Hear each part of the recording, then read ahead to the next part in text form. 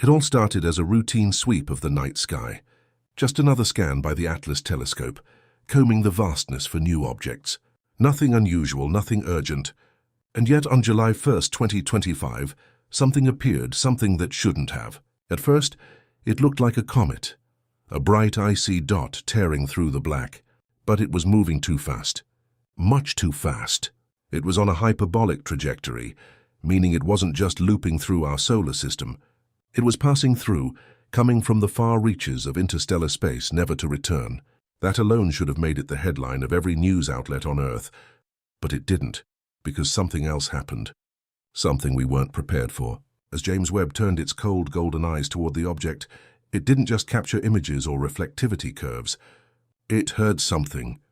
Not sound, but signal. A chemical whisper etched in vapor and light, carried by carbon dioxide and atomic nickel, hidden in ratios that didn't add up and laced with frequencies that seemed designed, not natural. That signal, once decoded, didn't just speak of where this object had been.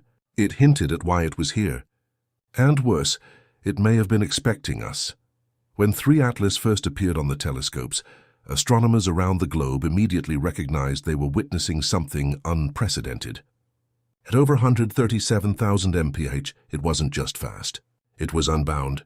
A visitor from beyond the gravity well of our Sun. This made it the 3rd confirmed interstellar object ever observed by humanity following Oumuamua in 2017 and Comet Borisov in 2019. But even among these rare anomalies, 3 Atlas stood out like a blade among stones. It wasn't tumbling erratically like Oumuamua, nor behaving like a typical icy comet like Borisov. Instead, it moved with unsettling stability, like a probe gliding through an invisible track. Its tail wasn't diffusing normally. Its coma seemed denser, more directed. And then came its trajectory. It didn't simply skim the outer planets. It cut through the inner solar system, charting a course that brought it dangerously close to Mars, Venus, and Jupiter. And the timing, it was too perfect, too symmetrical, as if the object wasn't just drifting through space but navigating. NASA analysts dismissed the idea of intentionality, citing the unpredictable nature of gravitational assist trajectories, but the math didn't lie.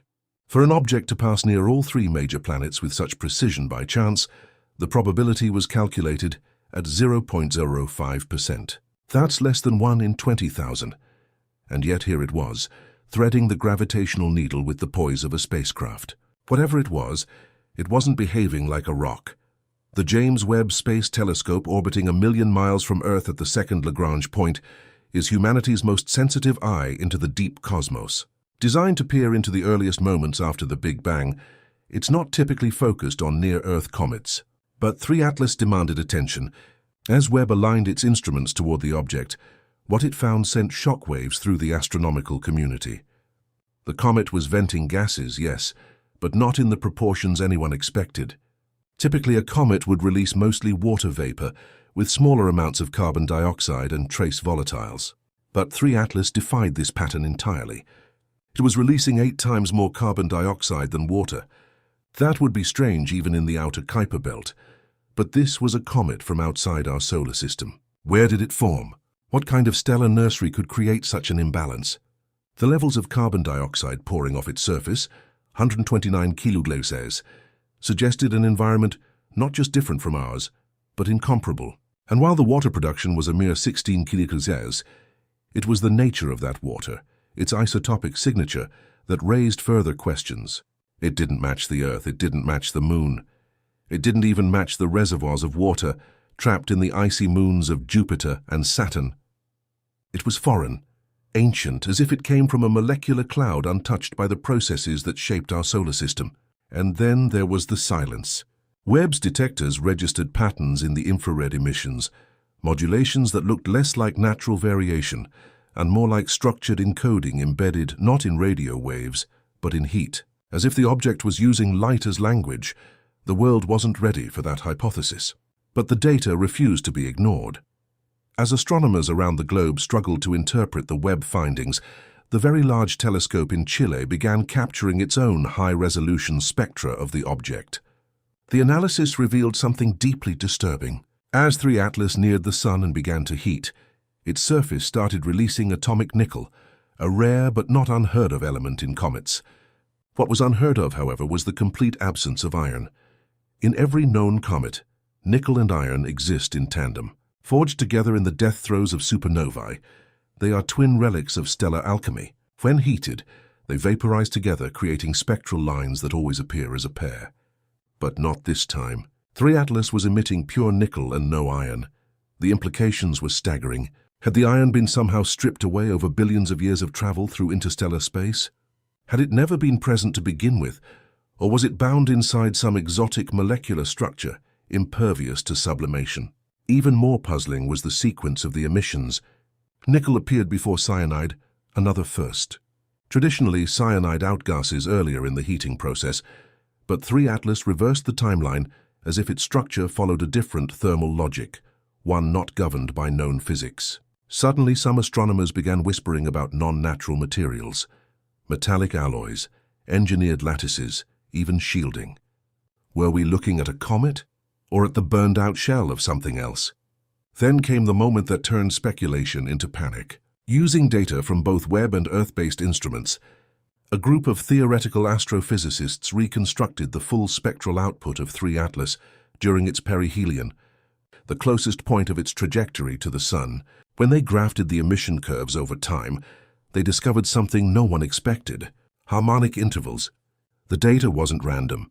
It pulsed, repeated, shifted frequencies in precise mathematical ratios, the kind that you'd expect from a transmission, not a signal sent deliberately through radio waves, but a message encoded in heat, in chemistry, in light itself. One physicist described it as a thermochemical modulation array. Another, less formally, called it a comet that sings in code. And it wasn't broadcasting in all directions. The orientation of the emissions indicated a focused axis, one that rotated and reoriented throughout its journey, sometimes pointing toward Mars, sometimes toward Venus, and on one chilling occasion directly at Earth.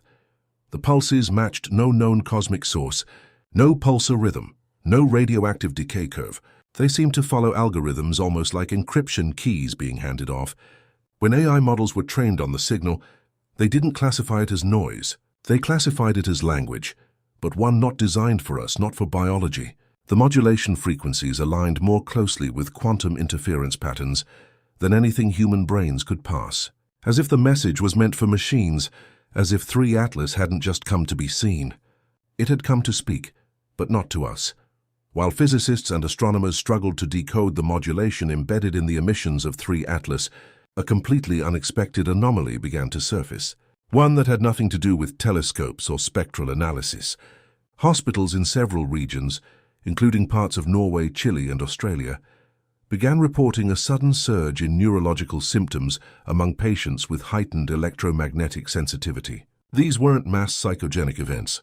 EEG scans showed real-time changes in brainwave patterns, particularly in the hippocampus and pineal gland, mirroring a distinct rhythmic pulse that, to the surprise of neurologists, matched the same harmonics emitted by 3 Atlas. Patients described vivid dreams, many of which included detailed repeating geometric patterns, circular glyphs with Fibonacci spirals, and fractal-like sequences embedded within. Some of these shapes matched the signal distribution patterns decoded from the Webb data, even though those visuals were never released to the public.